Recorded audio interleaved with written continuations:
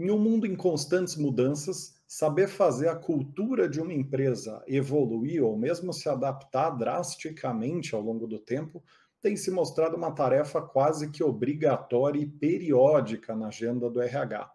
Mas como fazer isso quando essas mudanças precisam ser mais profundas? Ou seja, como transformar a cultura de uma empresa na prática, de A a Z? No Gestão de Pessoas dessa semana, o programa semanal de entrevistas da The For Sales Company sobre os principais cases, tendências e boas práticas de RH, nós vamos conhecer como o Grupo Malve, uma das principais indústrias de moda ou grupos de moda do Brasil, tem feito isso e nosso convidado é o Carlos Maia, diretor de Gente e Gestão da empresa.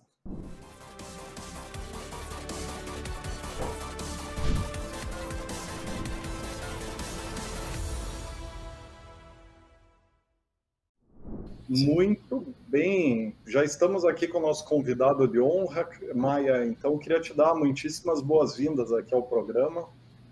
Olá, Rodrigo, muito obrigado, um prazer estar com vocês. Convite para fazer parte desse grupo que vem compartilhando cases, contando as histórias de grandes desafios que encaramos em RH. É sempre legal contar a nossa história, fazer parte desse grupo que compartilha, troca e ajuda os RHs a evoluírem no nosso mercado, né? Então vai ser um prazer contar um pouquinho da nossa história, um pouco dos desafios que a gente tem encarado, principalmente como a gente ajuda aí, como você bem colocou, né? A cultura evoluir, dados os desafios que a gente vem encarando no mundo dos negócios e no mundo que a gente vive aí, né? Não se separa. A gente tem realidades bem interessantes impactando o nosso dia a dia. Vai ser um prazer bater esse papo com você e trazer um pouco da nossa história. Prazer vai ser todo nosso e estou curiosíssimo aqui, porque a gente já falou bastante de transformação cultural no programa, entretanto, nunca tão especificamente nessa parte de fazer transformações mais profundas. Então, eu acho que vai responder muitas perguntas e dar muitos exemplos de como fazer um processo mais efetivo mesmo, mais contundente, né? Então, eu estou bem entusiasmado aqui, Carlos. Vou te chamar de Maia, né? Como você pede, então... Combinado. Vamos alternando aqui, mas eu acho que vai dar certo. Maia, bom, vamos lá. Antes da gente começar, eu queria mencionar, né, que o programa chega até vocês que estão acompanhando com o oferecimento dos seus jobs aí de Artec, da The For Sales Company, que automatiza recrutamento de vagas de vendas e marketing, de base de pirâmide, né, entregando em até 7 dias úteis as vagas, e conta com o apoio do Engage, que é uma plataforma de AD gamificado. Então, para quem é novo por aqui, gostando do conteúdo, segue a For Sales ou os Sales Jobs, né? Ou o Engage, para continuar acompanhando os conteúdos.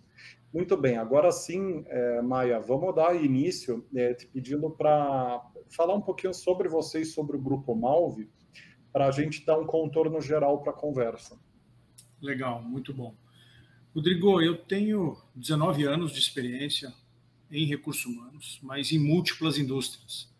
Eu comecei minha história dentro da própria faculdade, fundando uma empresa júnior, empreendendo, lá em 2002 para 2003.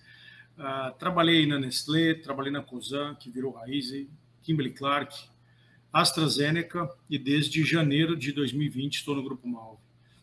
Acho que transformação cultural é a minha própria transformação de vida, né? Viver essas diferentes empresas me proporcionou aí algumas competências, como a capacidade de me adaptar, de realmente ser a mudança em pessoa, eu diria.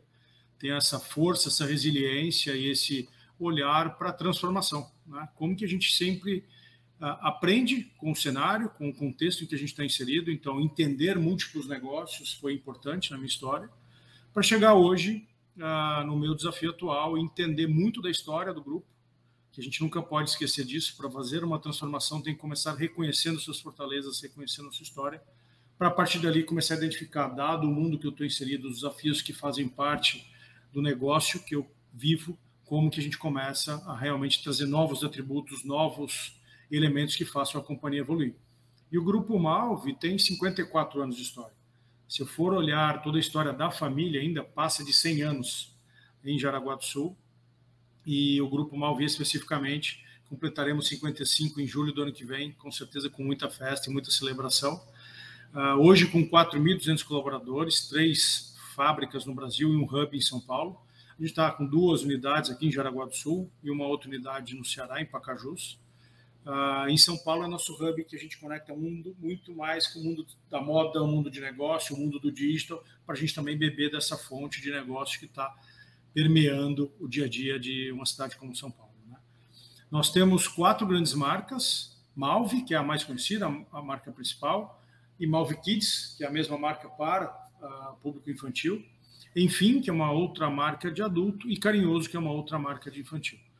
Também temos marcas digitais, a Básico.com e a Basicamente. São marcas que você encontra produtos do grupo, mas que são vendidas diretamente, é uma startup praticamente, são DNVBs nossas que ficam com outro ritmo de trabalho, até uma forma de olhar a transformação, né? Como que manter uma esteira paralela para não ser engolida por um modelo de 4.200 colaboradores. Aqui lá eu tenho 50 que tem um outro modelo de gestão, uma autonomia, que a gente acompanha e dá todo o suporte um pouco mais à distância.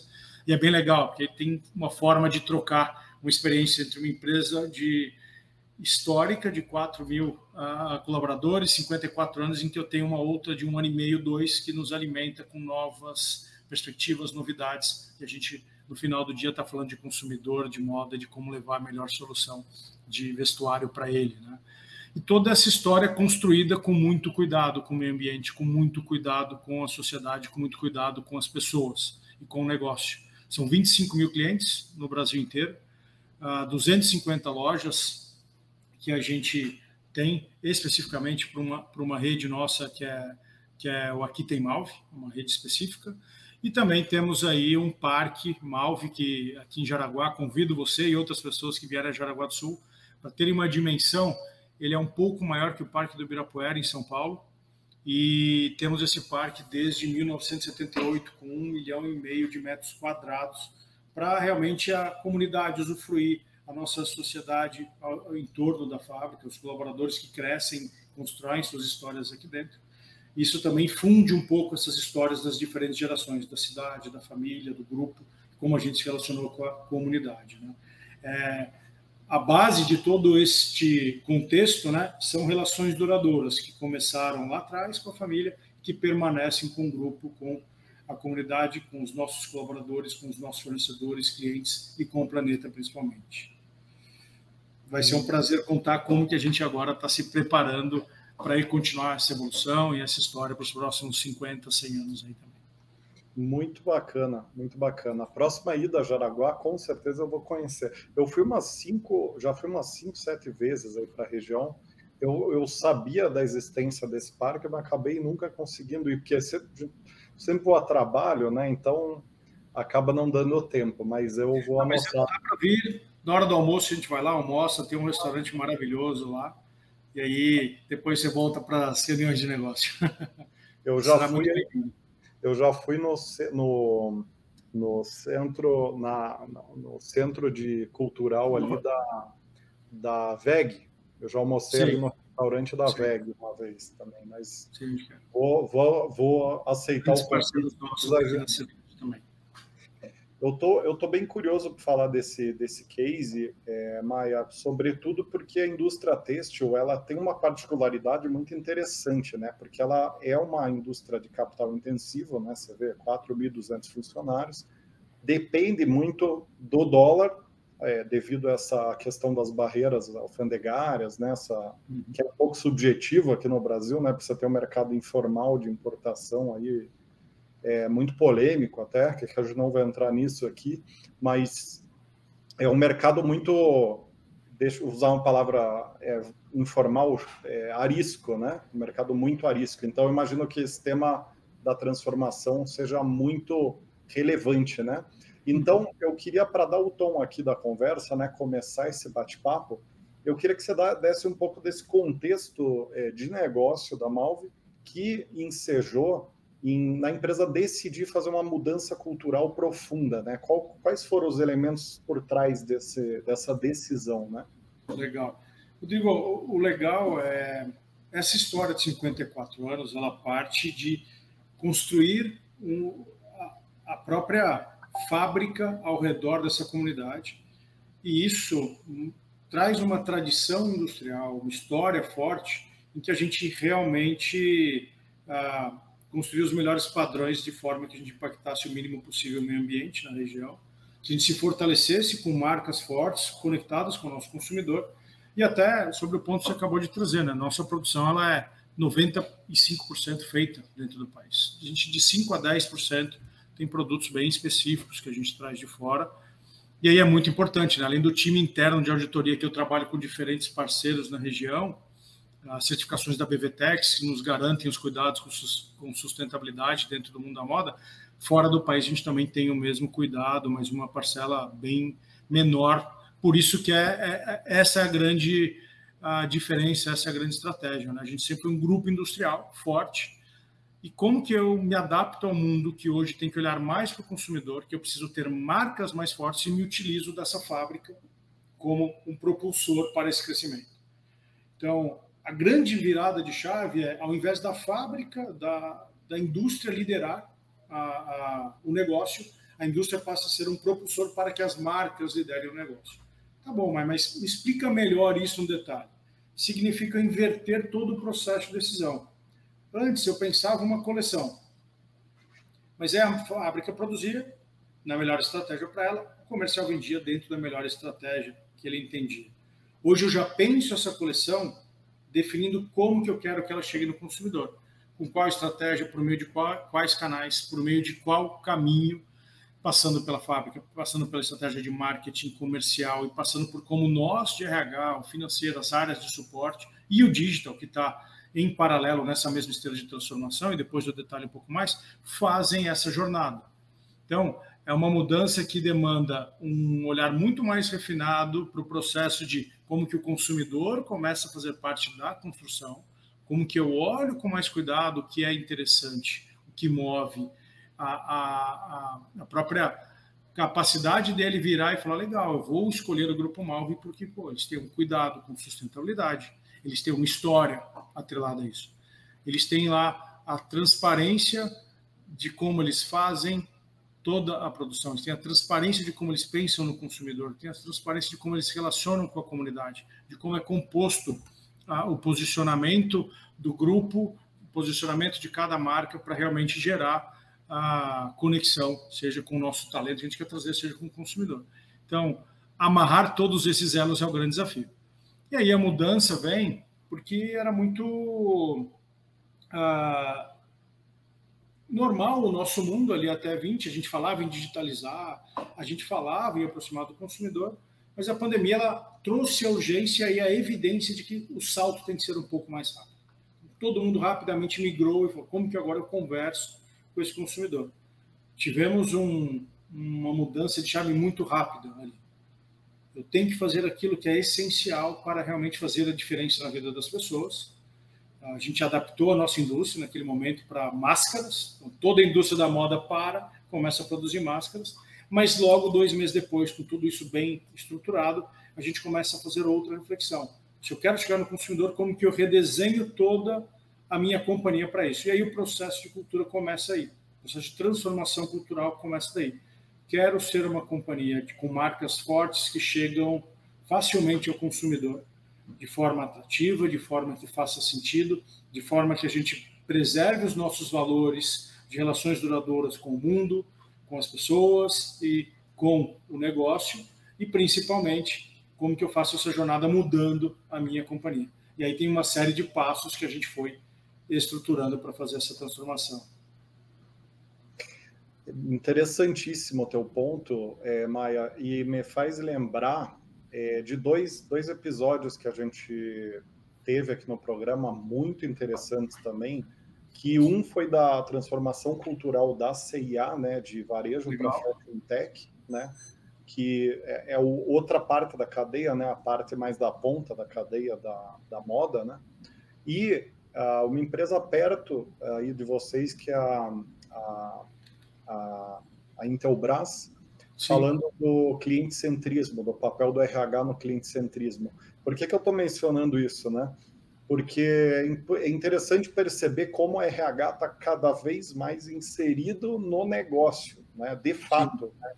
É uma conversa antiga, né, que a gente tem, né, do RH estar no negócio, mas é nítido como isso vem acontecendo de uma forma muito clara e frontal, né? O RH tem virado uma área de negócio, praticamente, porque essa transformação cultural que você falou é a materialização do novo, quase que num novo modelo de negócio, onde você sai de um modelo de pensamento de produzir para vender Isso. e vai para um modelo onde você cria um conceito, uma marca, cria amor pelo produto e quer dizer, você é mais uma marca que uma fábrica, né?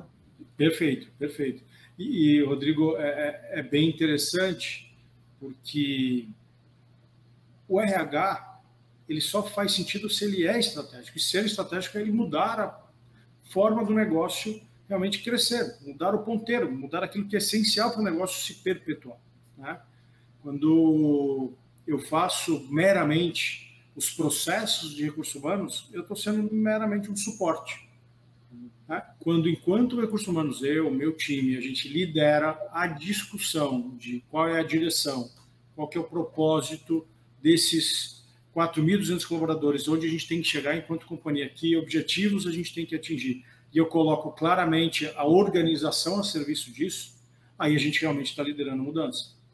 E aí é muito, muito legal, porque não é que treinamento, recrutamento e seleção, programas diversos, diversidade e inclusão, programa de liderança, diferentes programas de treinamento, aceleração de força de vendas, posso citar N's aqui, não são importantes. Estes são os botões que eu vou apertar depois de uma estratégia bem desenhada, em que eu vou ativando essa mudança. Né? E aí, se eu queria sair de uma indústria só, muito forte, e eu quero usar ela a favor da construção de marcas, começou por aí, né? A leitura foi, o diagnóstico foi, eu preciso de um design organizacional claro que redirecione a organização para este foco, para este novo objetivo. Uma governança com rituais, com fóruns claros que façam realmente com que as novas decisões a serem tomadas sejam as decisões que a gente fale de marca, de consumidor, que traga a digitalização para a pauta e que realmente crie esse senso do que é fórum de discussão executiva, onde que a liderança está colocando sua energia. Prepara o design, coloca a liderança nesses novos fóruns, a gente chamou aqui de transformar. Né? Foi o processo de 6 meses de redesenhar processos, organogramas, como a gente se organizava enquanto time. Pô, mas legal, você não falou nada de cultura, normalmente falam de valores, competências, né? Quanto isso aqui está sendo desenhado, eu estou lá identificando, eu tenho 54 anos de história. O que nos trouxe até aqui? Muito accountability, uma resiliência enorme para encarar 54 anos de Brasil, quantas mudanças o Brasil não passou, quantas mudanças o mundo da moda não passou, quantos desafios, fossem eles crises ou momentos de crescimento. Né? Então, accountability, resiliência, uma capacidade de focar e executar, que a gente chama muito aqui de mão na massa, muito grande em todos os níveis. A hora que a gente precisa descer e colocar energia e resolver algo, todo mundo tem um foco muito grande para fazer isso. Então, isso já era parte do grupo. E uma liderança muito forte. Mas uma liderança que vem se transformando. Então, eu preciso pegar neste novo momento esse cara aqui, esse líder, seja ele qual for, em qual nível, ele é chave para esse processo. Líderes são responsáveis por conduzir 64% da mudança em média. Assim, vamos pegar diferentes pesquisas, vamos falar que pouco mais de 60% da mudança é responsabilidade da liderança. Por quê? A gente que direciona, a gente que reforça as mensagens positivas ou negativas, dado o resultado que é entregue, a gente que reconhece enquanto líder e, principalmente, a gente dá recurso, né? Com o recurso, a gente evidencia o que é foco. Então, tenho as 3 competências, preparo uma quarta, que é o líder fazendo essa evolução para esse novo momento. Mas eu preciso trazer agora a novidade. Peguei o melhor de nós, o que trouxe aqui por 54 anos, estou olhando o consumidor, estou olhando marca, estou olhando propósito, estou olhando levar para o consumidor essa história de sustentabilidade, cuidado com a comunidade, todo o histórico de prêmios e sucesso que a gente tem com a BRH, com Exame, entre outros fóruns em ESG. Como que eu levo para cá agora a curiosidade de descobrir esse consumidor, de entender ele? A partir dessa curiosidade, que novas soluções a gente constrói? Uhum. Sai do mundo antigo em que cada um era responsável pelo seu, agora precisa de mais colaboração, de mais troca, de mais interatividade. Então, curiosidade individual, buscar diferentes soluções em time, colaborar para construir e atingir esses resultados. E aí o último e principal elemento para mim que deveria mover todos nós, não só quando a gente fala de vida, que pode de negócio, mas quando fala de vida também, que é a visão de negócio. Que mundo eu estou inserido? De que indústria eu faço parte? Quem são meus concorrentes? Com quem eu me relaciono ao comprar uma roupa? Pô, a indústria da beleza é muito próxima. Outras indústrias correlatas. Entender o consumidor significa transitar nesse mundo que o consumidor vive.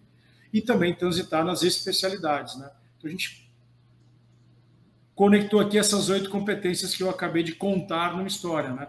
Uma accountability, uma resiliência, mão na massa, liderança influenciadora para mover essa mudança, com uma capacidade de ter mais curiosidade, buscar soluções, colaboração, que é essencial nos mundos atuais. Então, aquela história do trabalhamos em time, mas reconheço indivíduos, né? Então, tem que começar a pensar como ter gatilhos de reconhecer times de colaboração e, por fim, visão de negócio. Então, todo esse propósito que começou com novos processos, design organizacional, vem com um pool de competências e aí vem o RH do dia a dia.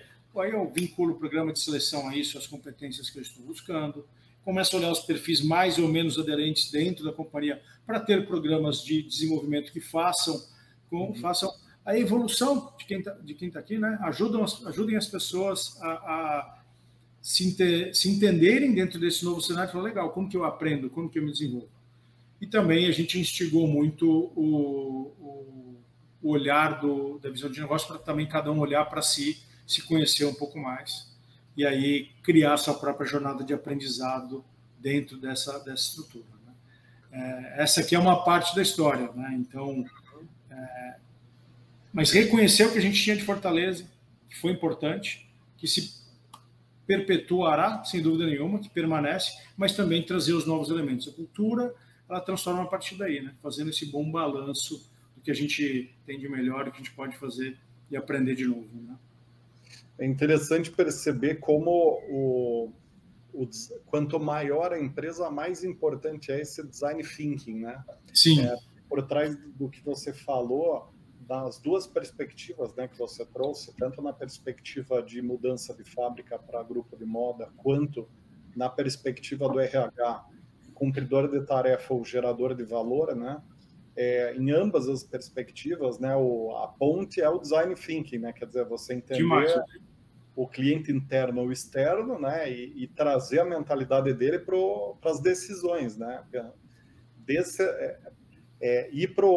Inverter a lógica que nós temos como empresas grandes de pensar do processo para o cliente, não do cliente para o processo, né? Exatamente. O melhor exemplo disso a gente fez essa construção de competências com todos os nossos colaboradores. Uhum.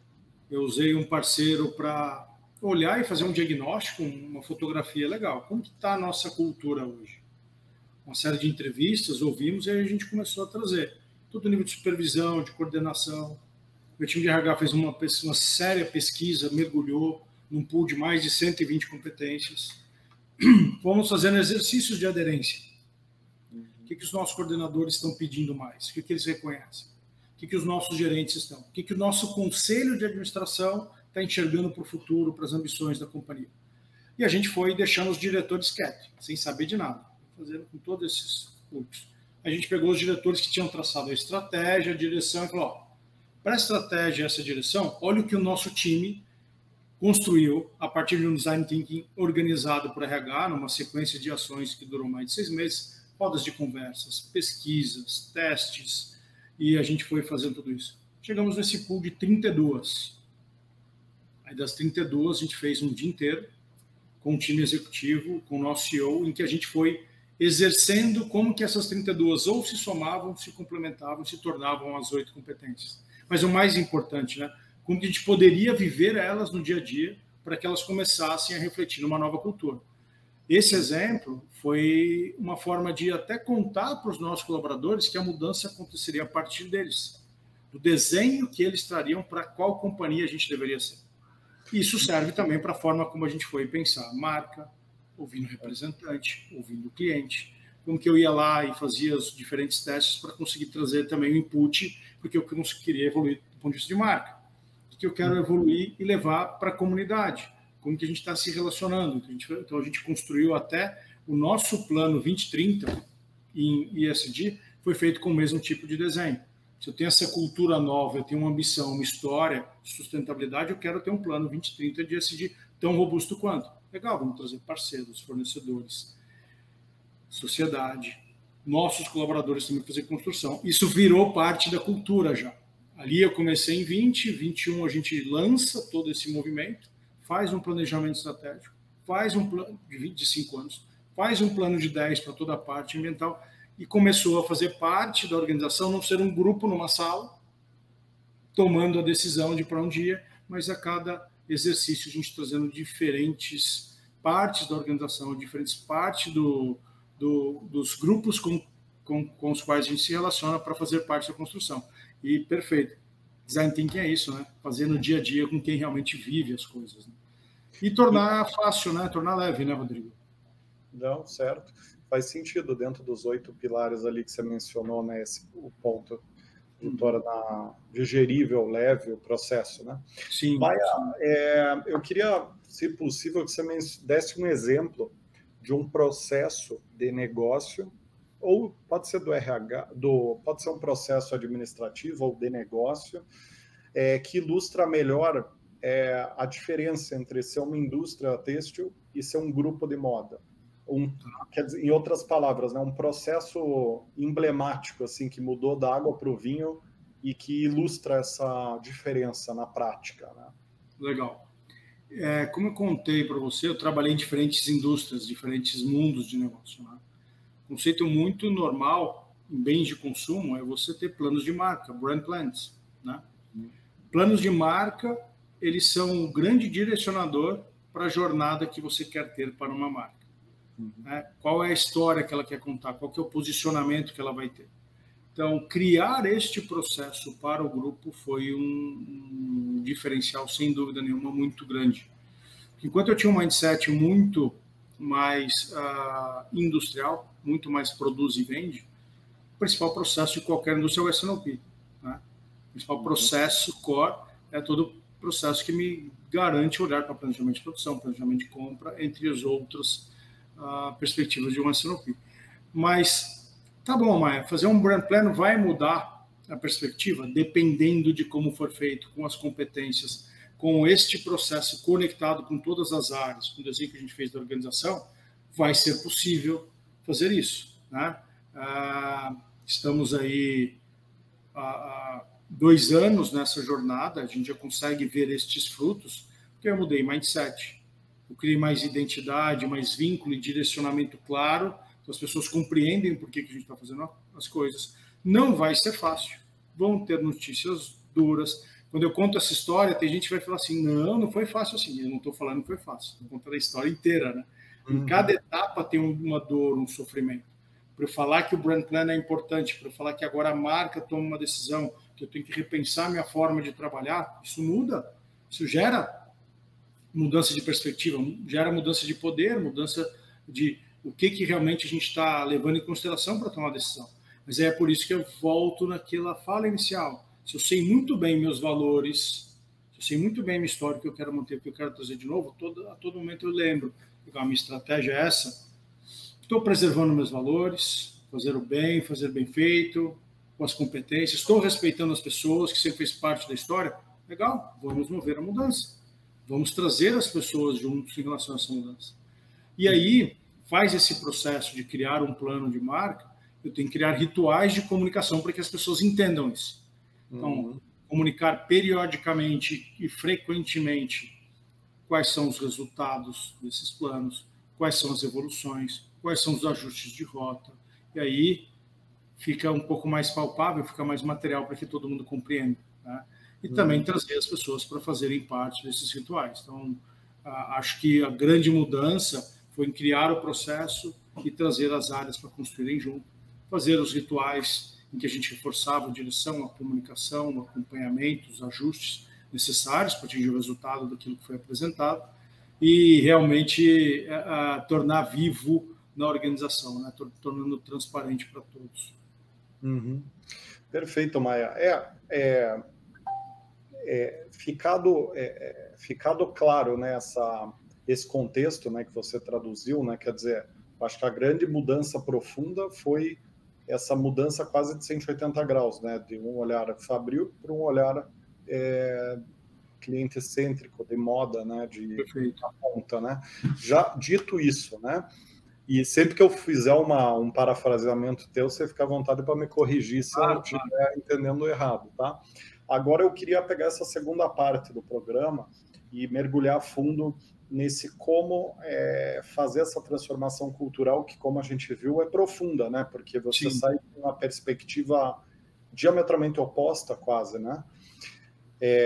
Se for avaliar teoricamente, né? Porque você tem uma perspectiva produção cêntrica e outra cliente cêntrica, né?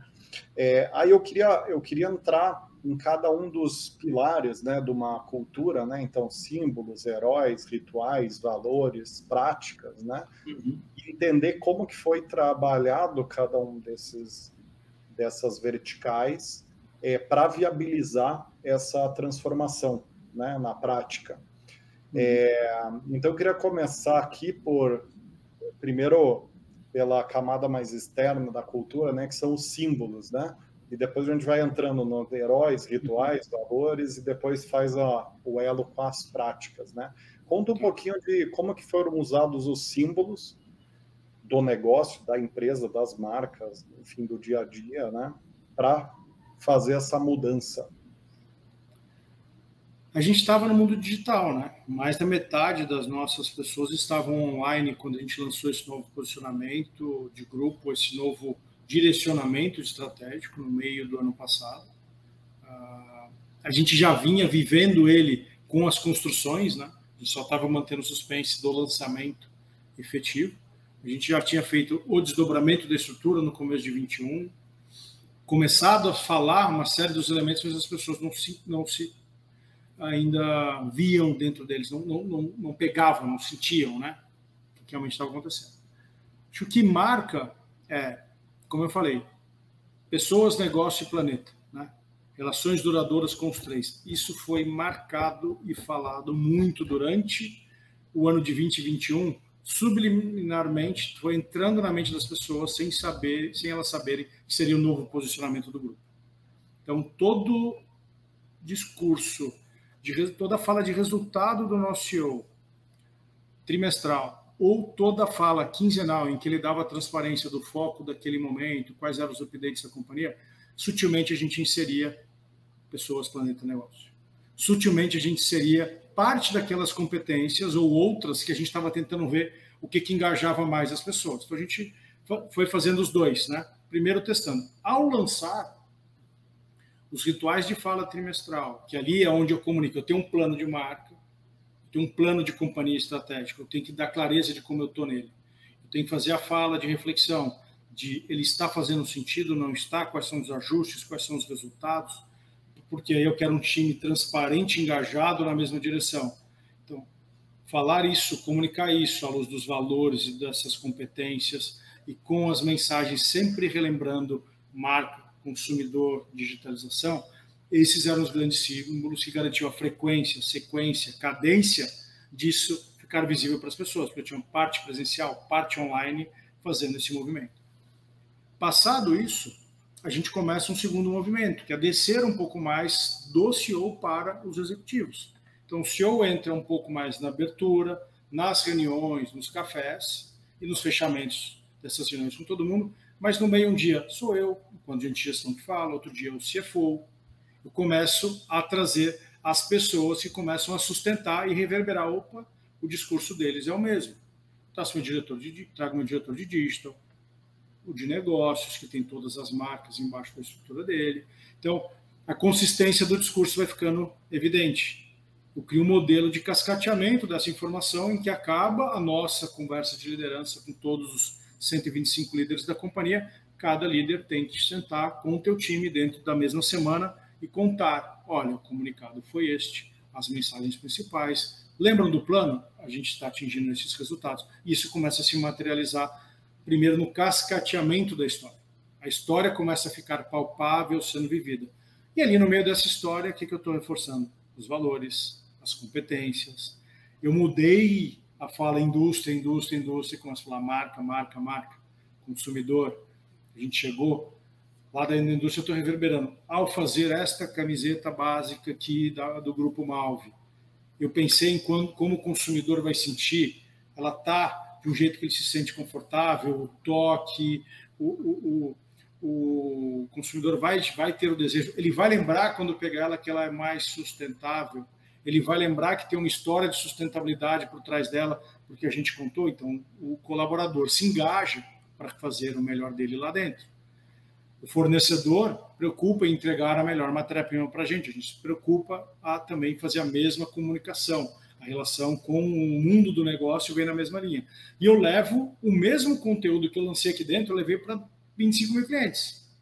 Comunicação, transparência, para aqueles 250 mais próximos e para uns que são ainda mais históricos, a gente fez um overview completo dos 54 anos da companhia, com todas as histórias dos últimos 2, tudo que a gente fez com eles durante a pandemia, para eles se conectarem e fazerem parte dessa jornada. Né? Então, é um movimento muito de... Dado esses aspectos, eu não posso inventar muitas coisas novas. Eu tenho que manter aquela frequência de relembrar sempre este posicionamento, ter a consistência da fala, garantir que o ritual se perpetue. Isso ficou evidente até no nossa comunicação digital. Mudou muito o nosso posicionamento dentro do LinkedIn, dentro de redes sociais, Facebook, Instagram. O crescimento que vem ali, e aí é legal, porque a gente vinha com uma cara, a gente lança um novo posicionamento, um novo logo, novas mensagens e começa a ter uma cadência, um padrão que eu não saio dali. As pessoas começarem a ver o logo do Grupo Malve, opa, eu reconheço esse logo. Eu reconheço o logo da marca Malve. E aí começa a ficar um pouco mais fácil das pessoas também identificarem as mensagens e correlacionarem as mensagens. O desafio agora isso tem que reverberar no consumidor. 2 anos é só o começo dessa jornada. E teve algum trabalho nessa parte visual de símbolos, né? Por exemplo, crachá, uniforme, layout do escritório, layout do site, teve alguma repercussão relevante para trazer aqui? Certamente teve N coisas, né, que foram feitas, mas teve um ponto de destaque nessa parte de símbolos que você traria e que ajudou a fazer essa transformação mais profunda? Eu falei ali para você de relações duradouras, né, com pessoas, planeta e negócio, né? E aí a gente criou esse logo, que eu não sei se você consegue ver, são 3 circunferências que somam justamente planeta, pessoas e negócio, que simboliza isso e se une. E aí o Grupo Malve, o mundo foi feito para durar, com essas relações duradouras. E aí tem crachá novo, né, o cordão que remete isso a todo momento, o nosso hub em São Paulo totalmente já colocado com esse novo visual, com essas novas identidades visuais, com essas marcas, que para Jaraguá não posso dar muito spoiler ainda, tem um grande projeto que eu vou apresentar dentro de mais ou menos 15 dias para o nosso CEO, para o ano que vem, que aí sim é toda uma revitalização, que aí é sempre um desafio, né?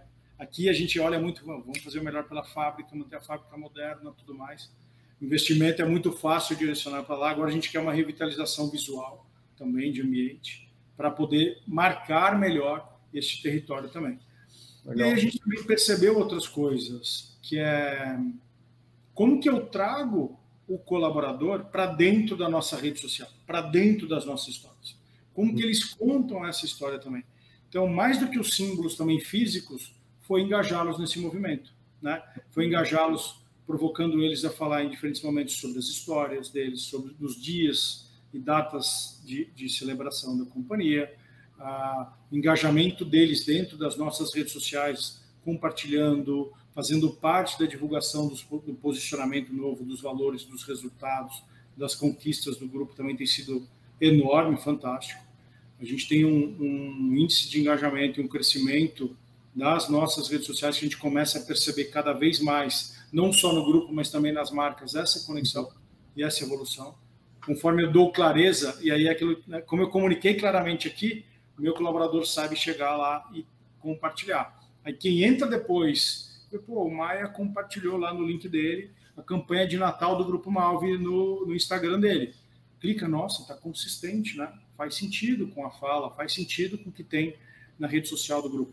Isso também é uma forma digital de materializar o posicionamento do grupo. Eu não preciso controlar o que ele vai contar, eu tenho que ajudá-lo a entender para ele saber contar a história do que ele vive aqui dentro. Essa tem sido a nossa jornada.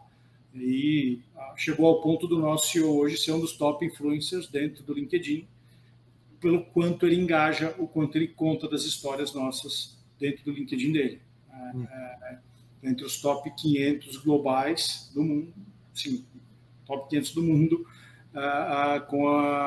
dado o nível de engajamento, dada a profundidade, dado o conteúdo que ele leva lá, e é 90% relacionado às histórias do que a gente constrói aqui dentro. Relações duradouras novamente, né? Com o planeta, com pessoas e com os negócios, né? Então, esse foi o simbolismo mais forte, tá, Rodrigo? Trazer nossos times juntos, né? Essa é a quebra. Lembrar que quem move a organização, quem faz a cultura são as pessoas. Não, interessante essa prática da mudança estética, né? Por si só já é uma prática recomendada, né, para esse processo de mudança cultural.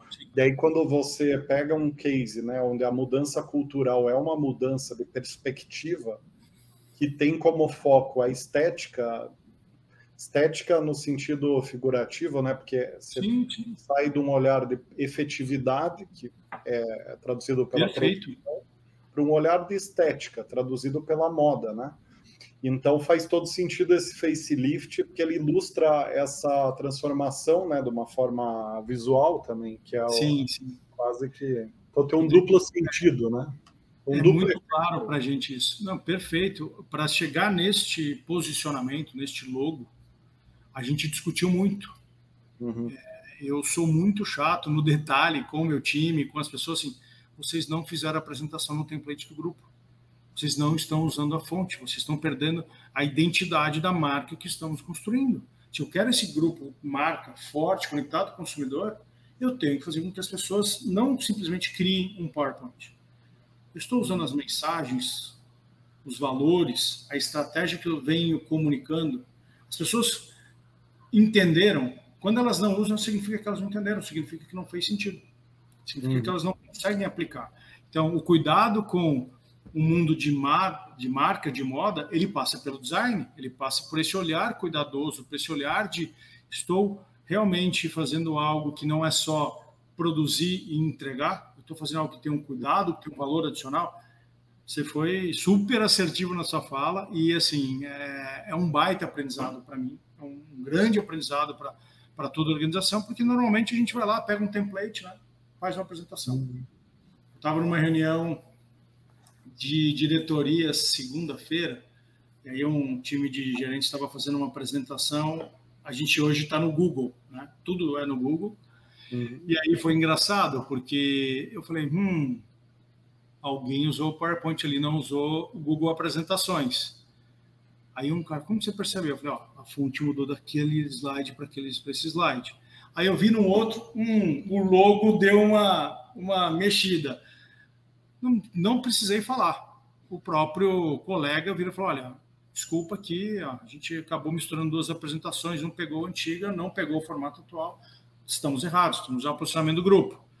Aí um foi falar, não, mas o que importa é o conteúdo. Aí o outro falou, o conteúdo também é a gente reverberar o que o grupo construiu, a mensagem que a gente quer entregar. Então, é desafiador, porque é muito fácil a gente entrar no automático e achar que a imagem é da comunicação, a imagem é do marketing. Não, é de todos nós, né? E aí vem um pouco do que você trouxe. Na camada final da cultura, que para mim é um paradoxo, né? É a última, mas é a primeira, né? Vem o propósito e o sentimento de dono. Quanto eu realmente lidero esse movimento enquanto colaborador ou enquanto líder? O quanto eu entendo que tem o meu papel, a minha responsabilidade. O principal elemento hoje, meu principal desafio é lembrar os líderes e lembrar os colaboradores que eles fazem parte. Porque e aí vem muito para o RH, né? A gente cuida de gente ou a gente ajuda as pessoas a se cuidarem mais, a entenderem quem elas são para elas serem melhores no trabalho. Isso é muito diferente. Para mim, essa é a mudança de paradigma de RH. Eu não cuido de pessoas, eu não sou responsável pelas pessoas. Eu sou responsável por ajudá-las a serem suas melhores versões. Completamente diferente. Porque eu dou autonomia, eu dou responsabilidade, eu dou condições dela construir o trabalho dela.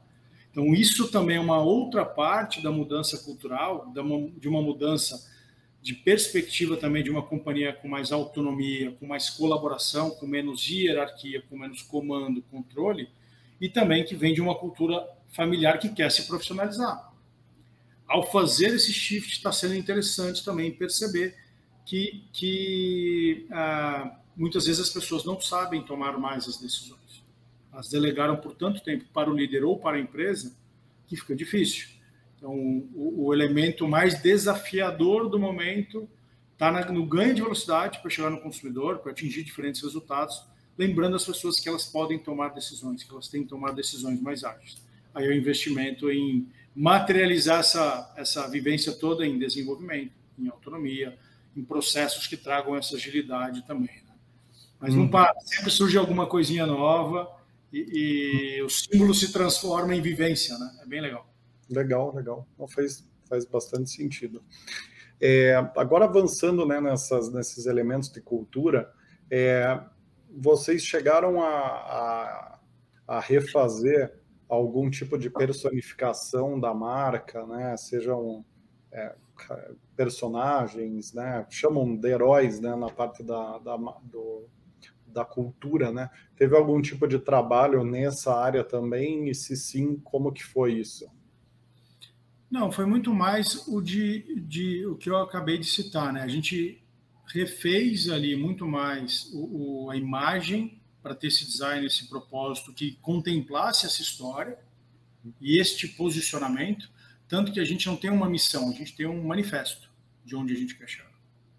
E que o mundo foi feito para durar a partir de relações duradouras com pessoas, planeta e negócio.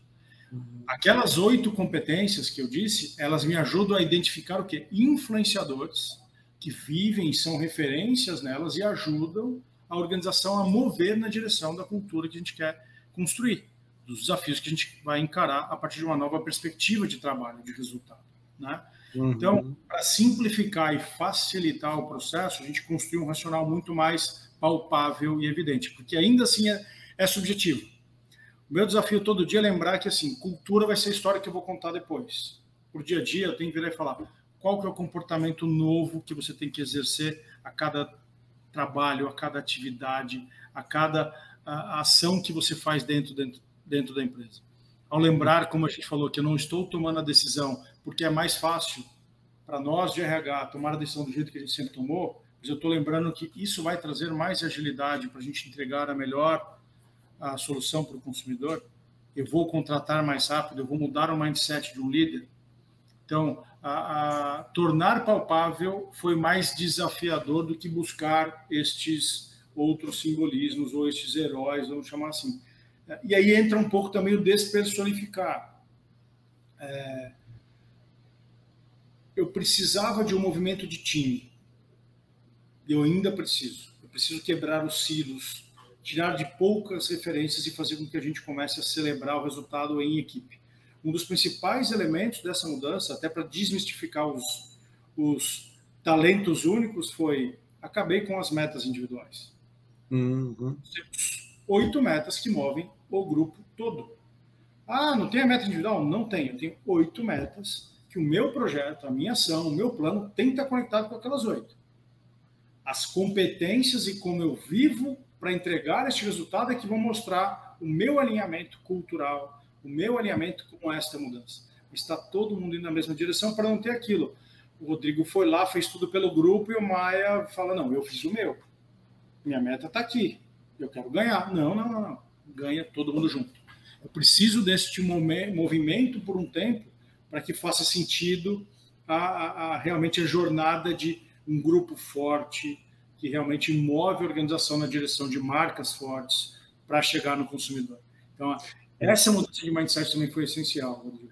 Você falou de um ritual bem relevante, né? Que esse ritual de resultado, né? Que no final do dia a meta é um ritual de resultado, né? De atingir ou não atingir um resultado, né?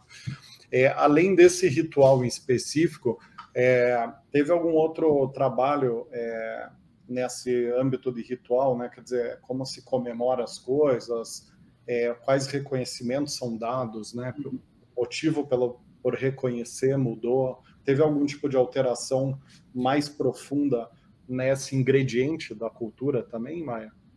Temos um desafio ainda que vai ser o primeiro ano em que a gente pode realmente estar junto, né? Nos unir, nos celebrarmos, abraçar. Se a gente lembrar um ano atrás, a gente estava vivendo uma onda em que máscara ainda estava muito presente no nosso dia a dia, né? Então, por isso que eu te falei muito do reverberar a cada resultado as competências. Reconhecer os times pelos seus resultados e como eles viveram as competências para entregar o resultado. Temos alguns desenhos de como reconhecer de forma diferenciada, mas ainda a gente não ativou. A gente ainda não fez estes movimentos. Eu ainda estou no movimento de reforçar e fazer com que as pessoas vivam o que a gente acabou de construir. Vamos ter, sim, no final desse ano, já uma celebração de volta desde 2019. A gente não tem uma festa de final de ano, que a gente reúne os colaboradores, né, e tudo mais, em que a gente vai poder estar junto e reforçar essas conexões, as relações. O abraçar, o acolher, né? Então, eu me uso do propósito, me utilizo do propósito de relações duradouras para reforçar o momento de celebrar as relações que a gente tem aqui dentro, né? De um agradecer ao outro a parceria do ano, de um agradecer ao outro a colaboração, as entregas, os desafios que a gente encarou junto. Tem um cuidado de termos alguns desenhos dentro do time já feitos de como que eu posso reconhecer os nossos valores, as nossas competências e criar diferentes rituais, mas como eu estou no momento ainda de reconhecer o time e o resultado da entrega da companhia, a gente ainda não ativou esses gatilhos. Eu acho que aí vem com uma jornada evolutiva a partir de 23, e principalmente agora que eu começo a aterrissar com posicionamento. Lembra que eu mudei lá a empresa para marcas há 1 ano e meio, 2 atrás. Então agora eu começo a chegar no estágio que eu começo a ter mais força dentro das marcas. Então eu quero reforçar essa cultura agora de marcas dentro da companhia. Aí eu acho que eu vou ter um desafio maior de materializar isso para áreas que não vivem a marca a todo momento, né? Como que eu materializo uma cultura digital? Não é simplesmente trabalhar no ágil.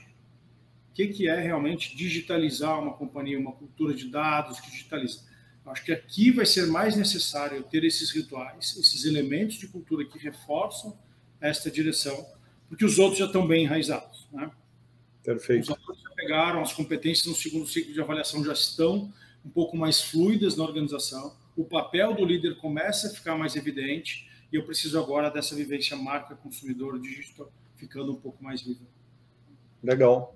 Feita esse overview sobre as implementações, né, no aparato de cultura, eu queria te perguntar, assim, dessas implementações que foram feitas, dentre estas, né, quais você diria que foram as principais para gerar um resultado de transformação cultural? Em outras palavras, né, o que mais deu certo até agora para gerar transformação? Bom, a coragem de fazer um novo desenho organizacional, sem dúvida nenhuma. Com esta governança desse desenho sendo sustentada por um novo modelo de competências que me ajuda a contratar e desenvolver pessoas à luz do que eu quero para o futuro, né? Isso que nos sustentou enquanto gente gestão para realmente ter a frequência e sequência de comunicação reforçando essa direção, engajar a companhia na construção para que eles compreendessem que realmente eu ter essas competências claras nos ajudaria realmente a viver a nova cultura dentro do grupo, e nos levou aí até uma série de diferentes prêmios e resultados e conquistas nesse sentido, né? Então, o papel do RH de fazer o desenho, fazer com que as competências e os processos fossem vividos à luz desse desafio foi essencial, né? E, sem dúvida nenhuma, se a gente não entendesse de negócio, não quisesse cutucar um pouquinho as áreas para realmente mudar o mindset, não faria sentido. Tem um lado muito provocador, muito de inconformismo dentro do time, foi essencial para provocar essa mudança. Né? E como vocês têm monitorado a efetividade dessas implementações em termos de mudança de cultura, né? Vocês têm medido de alguma forma essa transformação? Ou... Tem uma leitura que a gente fez, e aí uma leitura de transformação cultural, a gente fez um assessment no começo, eu deveria refazê-lo com 2 anos e meio, 3, para realmente ver a jornada. Eu estou no final do 2º ano, né? Então estou prevendo uma leitura mais efetiva. No meio do caminho, a gente colocou um NPS. Quantas pessoas estão entendendo a direção? Quando eu vou lá e provoco e dou uma mensagem um pouco mais desafiadora, vai cair o engajamento ou vai subir o engajamento? Então a gente consegue monitorar isso por meio de NPS, sabendo quando é bom, quando cai, que significa que as pessoas sentiram, e qual é a velocidade de reação também, para ver quanto elas se engajaram dado o momento que agora eu absorvi. O que a gente não pode esquecer é a notícia de mudança, ela primeiro demanda as pessoas sentirem, entenderem. O movimento natural nosso enquanto ser humano é resistir. A hora que eu absorvi, senti, compreendi aquela emoção, porque a gente fala tanto de inteligência emocional, né? Estou entendendo que isso pode fazer bem para mim. Agora fez sentido. Cada um tem um ritmo. Então, vou ter áreas e pessoas que rapidamente passam pela journey, né, de fazer a curva lá embaixo, acelerar. Tem pessoas que vêm mais lentamente e tem pessoas que você nem percebe que já mudaram a mente e já estão vivendo o novo muito rapidamente. Eu diria que a gente tem públicos em diferentes estágios. Então, enquanto a pesquisa de cultura me deu a fotografia inicial, eu tenho essa mensuração que me ajuda a olhar a área, a olhar a companhia, a olhar minhas comunicações, a ter o cuidado do que eu tenho que reforçar, ajustar, o que eu tenho que dar feedbacks mais individuais ou mensagens para o grupo como um todo. E aí entram algumas outras coisas. A gente também mensura processos e maturidade desses processos. Dentro do meu time eu tenho uma PMO que boa parte do desenho organizacional novo depois tinha uma governança completa de rituais em que quem acompanhava era ela, em todos os rituais.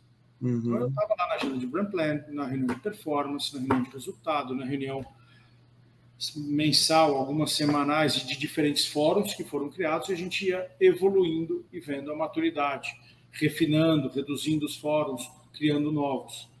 Esses processos hoje a gente acompanha praticamente um fórum só por mês ou por trimestre, porque a gente já se tornou tão rotina, já estão tão mais maduros, em que as áreas mesmo já tornaram eles vivos. Eu não preciso de um reporte constante de como eu vou seguir com esse controle.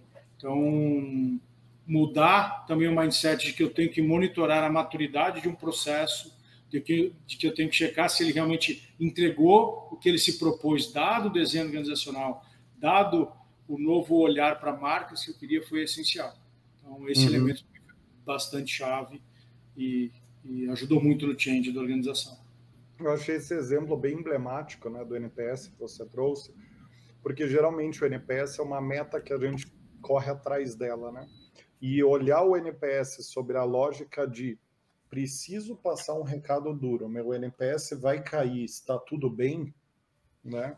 E, quer dizer, ele como um instrumento de transformação, como você trabalhando, o NPS trabalhando para você, não você para o NPS, né? Sim. Eu achei genial, porque a lógica que a gente criou nesse mundo onde o bem-estar, a cultura, é tão importante, né, para engajar, para atrair talento, às vezes a gente é meio refém do NPS, né? A gente fica desesperadamente correndo atrás do ENPS, né? ENPS. Mas é aquilo, né? Brené Brown fala tanto de vulnerabilidade. Vulnerabilidade significa eu tenho que tratar as pessoas enquanto adulto.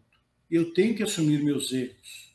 E, ao mesmo tempo, eu tenho que saber que, em alguns momentos, as coisas serão mais difíceis. Nem todos irão compreender.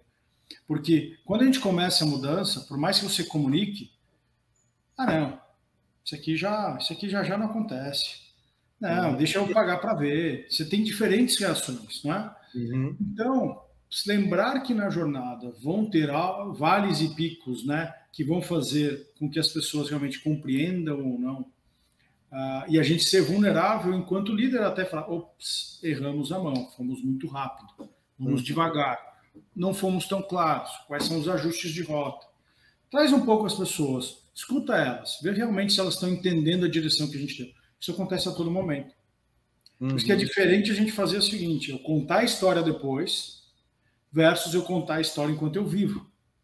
Enquanto eu estou te contando essa história, eu tenho hoje 3 tipos de colaboradores no mínimo aqui.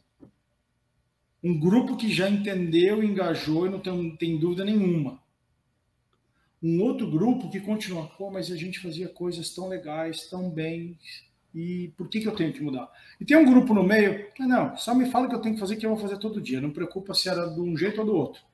No mínimo, esses 3 grupos você vai ter rodando dentro da organização.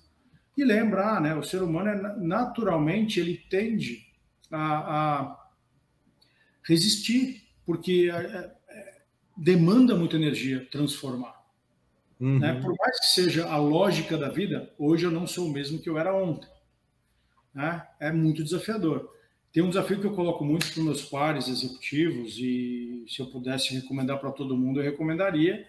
Eu sempre falo, façam terapia. Quanto mais você se conhecer, mais você vai entender como que você vai ter a inteligência emocional para lidar com qualquer situação que chegar na sua frente. O que a gente não pode esquecer é a gente vai sentir. Quando eu não sinto, eu passo pelo processo de mudança e eu posso escorregar lá na frente e sofrer muito mais. Então, com times é a mesma coisa. O NPS vai trazer esse reflexo.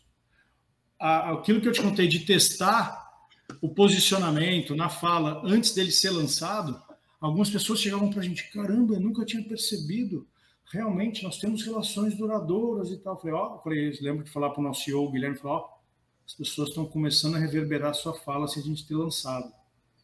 As pessoas estão começando a falar dos valores da companhia sem a gente nem ter dado nome, os novos já começaram a aparecer nas falas das diferentes pessoas que fazem parte do grupo. E aí, quando a gente percebe, fica vivo. Por isso que tem 2 formas de fazer, né? Eu vou subliminarmente fazendo com que faça parte do dia a dia, e em outro momento eu dou a mensagem de uma vez. Alguns vão pegar, vão fazer mais facilmente, outros vão sofrer um pouco. E também tem a escolha do indivíduo. Isso é importante a gente lembrar. Tem escolha do indivíduo e escolha da organização. Pô, Maia, não faz sentido para a gente, você, fazer parte dessa mudança. Ou eu virar e falar, olha, porque esse é um desafio, a gente ajudar cada um a lembrar que eles são donos. Por isso quero cuidar de pessoas ou ajudar as pessoas a cuidarem de si mesmas. Eu posso tomar a decisão, não faz mais sentido para mim. Claro que a gente mantém o elo ou a conexão, né? Mas são escolhas que fazem parte desses momentos de transformação e de mudança. Muito bem, muito bem. Puxa, Maia, gostei muito da conversa. Inclusive, eu estou com os 2 livros. Agora que eu percebi que passou quase 1 hora, mais de 1 hora que a gente já está falando, que legal. Está muito, muito legal o papo, né? Muito agradável e muito reflexivo. Então, a coisa vai que a gente não vê o tempo passar. Mas você me fez ficar com vontade de ler os 2 livros da Brené Brown, que eu já comprei, mas está na minha lista de leitura, que eu não consegui ler ainda. Que é eu não sei se ela tem mais de 2, né? Mas eu estou com aquele Coragem de Ser Imperfeito e a Coragem de Liderar, né? Sim.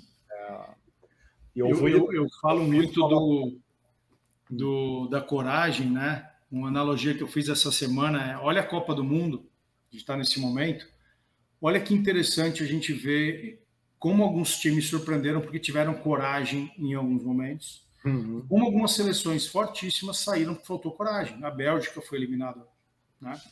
Então, a Brené Brown, ela traz muito isso, dare to lead, né? Coragem de liderar, porque é assumir um risco, é realmente colocar ali seu coração, o seu melhor e falar, por que eu quero mover essa ação diferente? Por que eu quero mover pessoas nessa direção? Eu acho genial.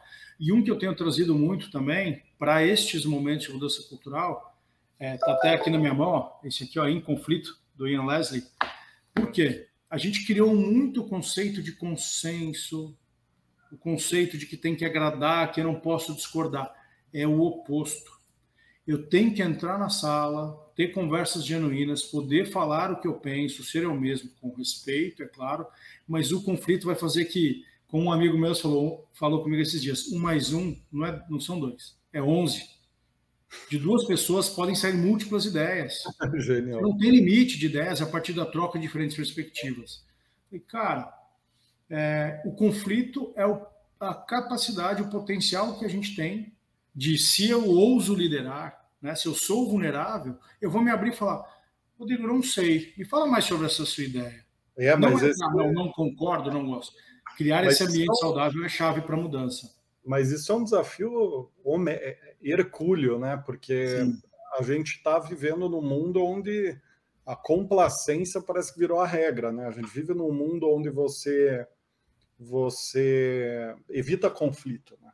Você evita fugir um pouco do pensamento geral, do que está sendo dito, de dar uma perspectiva diferente para um consenso numa reunião, né? Você tem uma questão de momento de mundo também um pouco prejudicando essa construção baseada em embate de ideias, né? Embate de pontos de vista. Isso é uma coisa que, pelo menos eu tenho percebido que o embate de pontos de vista tem se perdido e dado espaço para o radicalismo, né? É isto e ponto, né? Exatamente. Aqui. E então tem a vulnerabilidade vem disso, né? Se eu me abro para ouvir, se eu me abro para respeitar, eu tenho que saber lidar com diferentes pontos de vista e ideias. As empresas, o mundo foi criado a partir daí, né? É desafiador, é o desafio talvez da nossa geração, do nosso momento. É verdade. Muito Liderança bom. no mundo VUCA, né? Tá aí um tema relevante aí para ser abordado, né? Porque é um outro tipo de liderança, né, que precisa ser exercido e que às vezes está na superfície, né, que é trabalhar além do consenso, né, e buscar ir além do consenso, né, quer dizer, cavar um pouco mais fundo os debates, as coisas, né. Muito legal, Maia. Olha, adorei a conversa. Pena que a gente chegou aqui ao final desse episódio tão bacana, sobre um tema tão relevante, né? Que é, sem dúvida, fazer grandes transformações culturais. Então, em nome de toda a comunidade que acompanha o programa, eu queria agradecer demais teu tempo, tua dedicação, né, em estar aqui com a gente. Agradecer também todo mundo que está acompanhando até aqui. E para você que está nos acompanhando até esse momento, não deixa de seguir a playlist do programa na sua plataforma de podcast preferida, no YouTube. Enfim, o programa é distribuído em mais de 12 lugares diferentes, né? Então, tenho várias opções para nos acompanhar ao longo do tempo. E quem não conhece ainda o Sales Jobs, né, que é a HR Tech da The For Sales Company, eu recomendo conhecer, vale muito a pena. Está revolucionando a forma de recrutar vagas de vendas, né? Um recrutamento realmente muito, muito rápido. Então, fica aqui o convite. Por hoje é isso. Nos vemos no próximo Gestão de Pessoas. Um abraço a todos e todas e até lá.